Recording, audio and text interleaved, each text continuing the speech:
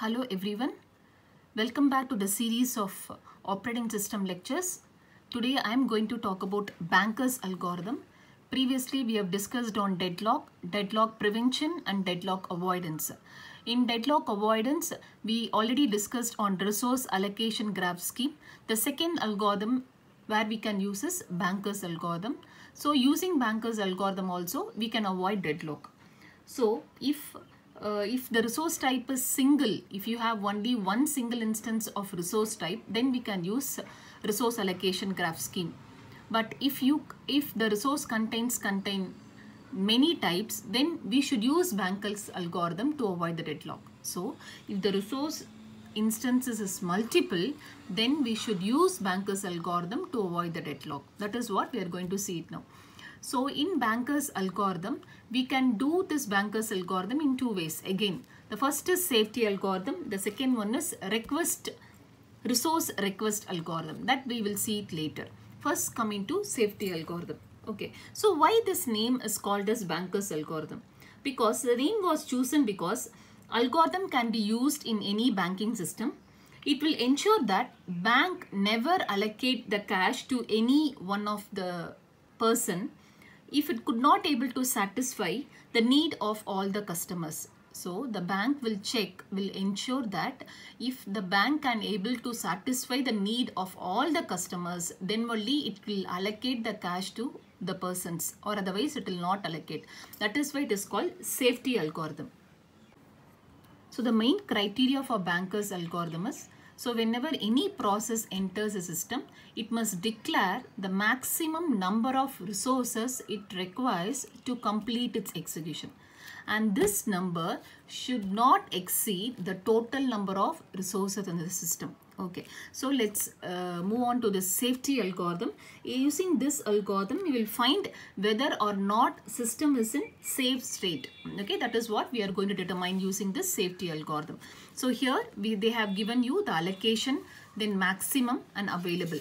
So there are 5 processes naming from P0, P1, P2, P3 and P4, and there are 3 instances, that is like 3 resource type. One is A, B and C. So resource type may be printer. So printer is named as A, scanner can be named as B, or otherwise some other RAM can be named as C. Likewise, any resource type will be there. So there are 3 resource type attached to the system. So 10 A, B and C. So here in the system, A is having 10 instances of A, and B is having 5 instances and C is having 7 instances. Initially, A is having 10 instances and B is having 5 instances and C is having 7 instances. Okay, so we will see this. So in this out of 10, so this A resource out of 10, the system has allocated 2 instances for P1, 3 instances for P2 and 2 instances for P3. So totally it is 3, 4, 5, 6, 7. So out of 10, 7 has been allocated. So available resources in the system is 3. That is what I have written here. Available resources in the system is 3. Out of 5 instances of B type, so how much it is allocated? So 1 has been allocated to P0 and 1 is allocated to P3. So 2 has been allocated. Remaining 3 is available in the system. Next coming to C. C, out of 7 instances, so out of 7, so the system has allocated 2 instances to P2 and 1 instance to P3 and 2 to P4. So it is 2, 1, 2, that is nothing but 5. So 7 minus 5, it is 2. So 2 are remaining here. So in this allocation, it specifies the resources currently allocated to each process, and maximum specifies the maximum demand of each process. Okay, and available is available resources in the system. So first we need to determine need matrix. What do you mean by need matrix? So this value specifies the additional resources that process may still require to complete its task. So the need matrix can be calculated with the formula of max minus allocation. So when you use this formula, you will get a need matrix of each process. So it is maximum minus allocation. So what is need for the process P0? It will be 7. Here it is 0, 1, 0. Here it is 7, 5, 3. So 7 minus 0 is 7. 5 minus 1 is 4. And 3 minus 0 is 3. And for the process P2, the need matrix is 3 minus 2 is 1. 2 minus 0 is 2. And 2 minus 0 is 2. Likewise, we will calculate for other values also. It will be 6, 0, 0, 0, 1, 1, 4, 3, 1. After finding the need value, for the safety algorithm, the formula used is need value should be lesser than or equal to work. Work is nothing but available number of resources in the system. So first we will consider the process P0. So for the process P0, the need value is 743. 743 is lesser than or equal to the work 332. So it is 332. We need to check 7 is lesser than or equal to 3, 4 is lesser than or equal to 3 and 3 is lesser than or equal to 2. No. So we cannot allocate the resources to the process P0 first. Next we go for checking P1. So for the P1, what is the need value? It is 122. So 122 is lesser than or equal to the available resources, that is 332.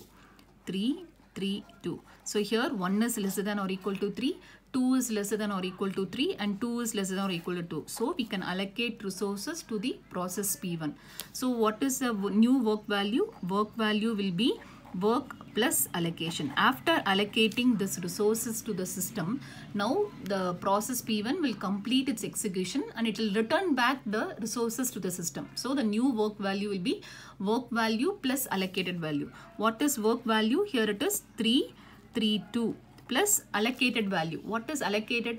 How many resources have been allocated? 200. 200. So it will be 3 plus 2, 5.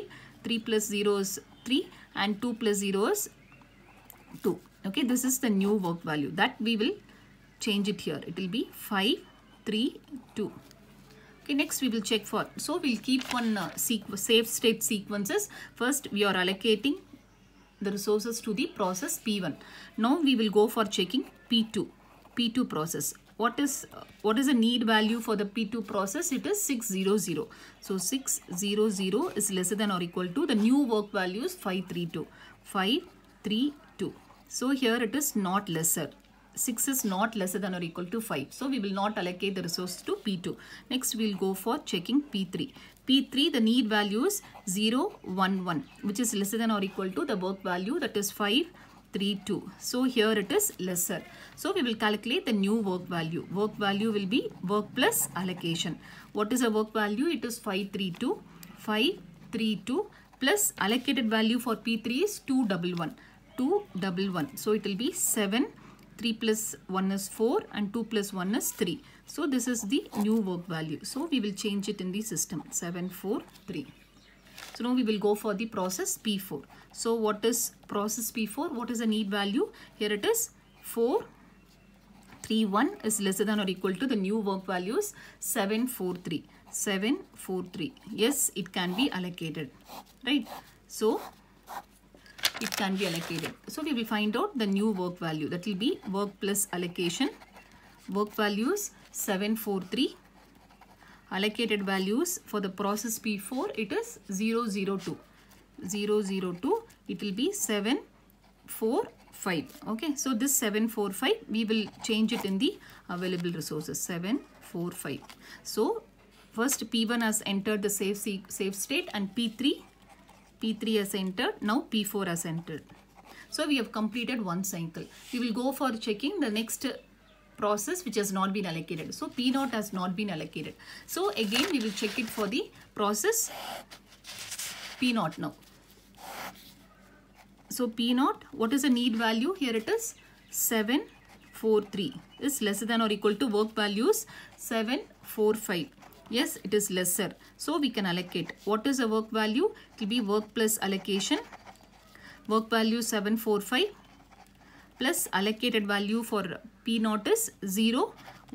It will be 755. Okay, that is the new work value. So it will be 755. So this P0 also enters the safe state. Now we will check for the next process which is not allocated as P2. So the last process is P2. So P2, the need value is, for the P2, the need value is 600, which is less than or equal to 755. Yes, lesser. Work value will be work plus allocation. Work is 755 plus allocated value for P2 is 60. Allocated value for P2 is 302. It will be 1057. Okay, that is the new work value. So we will change this as 1057. So we will add this P2 to the safe state. So when for the given problem, this is the safe state. So when the system allocates the resources in this order, it will be in the safe state. It will not go into any deadlock. So in this video, we have discussed how to use safety algorithm to find out the safe state. Okay, thank you all for watching.